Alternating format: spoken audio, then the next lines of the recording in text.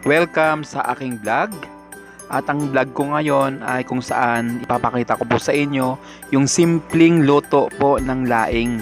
At ito po ay naalala ko po ang luto ng aking lola. Sa hirap pong maglabas-labas sa panahon ngayon, eto muna, magluluto lang po muna tayo.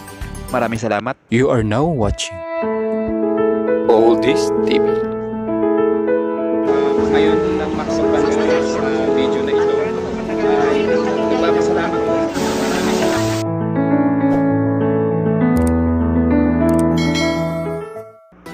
Ito po ay napakasimpleng panglahok rin po, tulad po ng sibuyas, bawang, luya, siling green, siling labuyo.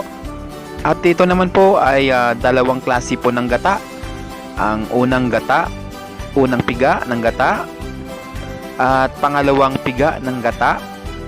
So magkahiwalay po yan, yung gata na yan. Siyempre po, ito ay nabili ko lang po sa halagang 10 piso sa palengke. Kung tawagin po ay dulong na maliliit po na isda at wala pong mga tinik. Dried na din po siya. At ganoon din po sa ating laing ay pinatuyo rin po yan. At nabili ko nga po yan sa halagang 20 pesos lamang po sa isang nanay. At ito na, tuyo na po yan. At naisip kong lutuin ngayong araw na to. At syempre po, kahit natuyo na po yun, ay atin pong hinugasan. Nilinis po natin. Dalawang tatlong beses nating hinugasan. At niready na rin po natin yung kasirula. So, dito po natin ilagay yung pangalawang piga ng gata. Ilagay na po natin. At bago yun, syempre po, ay ating ipatong po ang inugasang laing na mga dahon ng laing ng gabi. At ipatong na rin po natin yung mismong mga panglahok. Tulad nga po niyan, para tayong nagluluto lang ng paksiw. So ipinapatong lang po natin yan. Hindi na po tayo naggisa. So hindi na rin tayo naglagay ng mantika.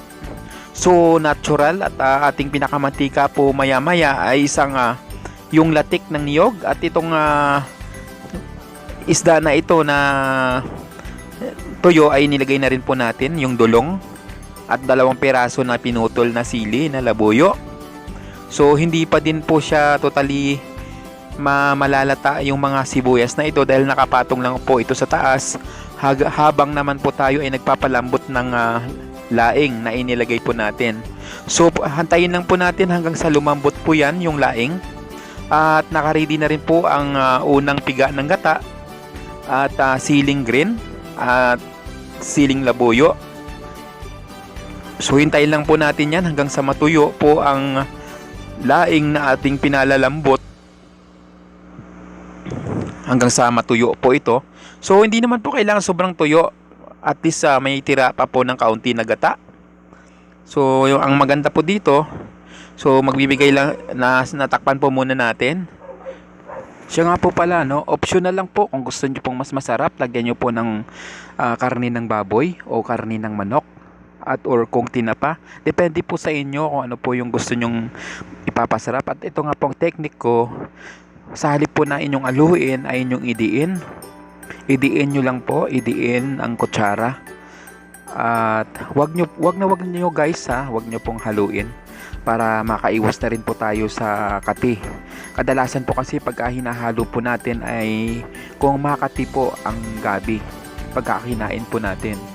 So ang mas maganda guys, yun nga, itiin lang po ng kutsara. At ito na nga po, habang pinapatuyo natin yung sabaw, takpan po muna natin. Maglagay na rin po tayo ng magic sarap. So magic sarap po ginamit ko. Depende po sa inyo kung ano gusto nyo. Brown sugar or sa iba po naglalagay ng bitchin at kaunti pong patis. Naglagay na rin tayo ng kalahating kutsara na asin. So nilagay na rin po natin dito. At hanggang sa maubusan na nga po ito ng pangalawang gata na inilagay natin kanina hanggang sa matuyo po ito. So ready na rin po at ilagay natin yung unang piga ng niyog. So pwede na po natin ilagay ito dahil halos wala na rin pong natitirang tubig. So unang gata po ang pinaka magiging ano nito, latik. So hanggang sa hintayin na lang po natin hanggang sa maglalatik-latik na lang po ito at pwede na po nating ihain. So ito na po, good for 12 person po ito, 12 packs. Depende po sa inyo. Baka hindi lang po 12 ang makakain po nito, pwede rin pang negosyo. Depende po sa inyo, kaya sobrang napakatipid at simpleng luto lang. Nagtry po tayo, nasa 6 po na Tupperware po ito. So pangmasa po ang bentahan, 35 pesos times 6, 210 po. Sa kapital nyo lang po na 55 pesos ay pwede po kayong kumita ng 165 pesos. So depende pa po, the more po na mas marami po kayong magawa at maibenta po, kikita po kayo ng mas malaki. So kaya ko lang po naisip ito at i-share sa inyo. Yung lola ko po na hindi ko makakalimutan ay napakasarap po niyang magluto ng laing. Kaya sinubukan ko pa din pong lutuin ito sa simpleng pamaraan. Tulad nito, hindi naman masyadong special na pagkakaluto dahil simple nga lang po. Pero napakasarap po ito nung tinikman ko at nagustuhan din po ng pamilya ko at ng anak ko. So pwede pong pang negosyo, pwede rin pong pamilya.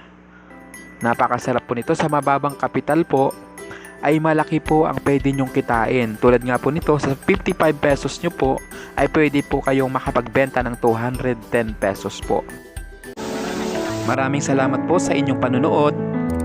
God bless.